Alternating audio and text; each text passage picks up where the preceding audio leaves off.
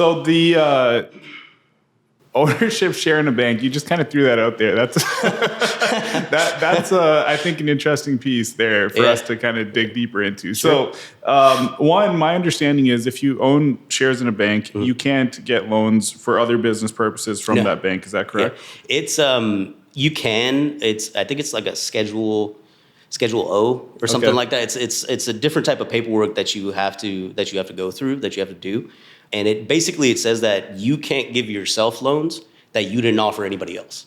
Okay. So like if you have a loan from that bank that you own at 4%, you have to show that was what you were offering customers at that time. Now my ownership share is very, very low. So I mean, they're not going to change their whole lending structure, to cater to that. So it was really that investment came about.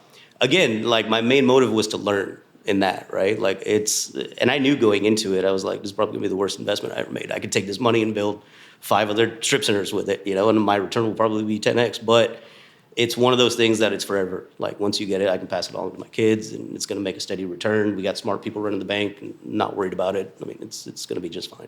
So, are you a part of the bank's board then in that scenario? No, okay. I didn't buy enough shares to actually do that. But plus, we had some very, very smart people on the board already. I mean, they didn't need me basically. So, but if somebody ever retires or anything like that, I mean, the availability is there. I wouldn't say no to it. So you get I think it's like $700 a month. So hey, big money, pays for lunch. And the connections, which are priceless, right?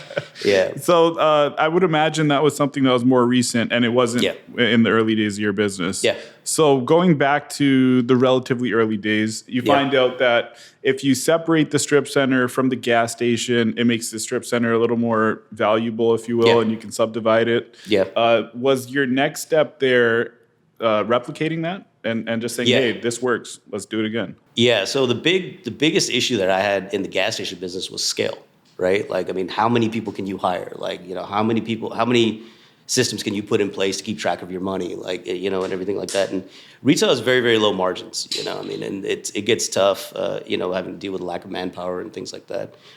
So it was like, am I going to make the investment to scale this business, or am I going to pivot and just go into real estate?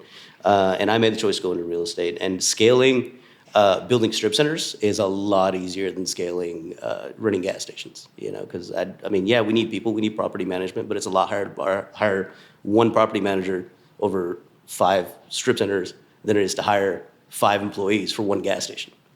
So it's definitely, you deal with a lot less headaches and stuff like that. So it's a lot easier to scale.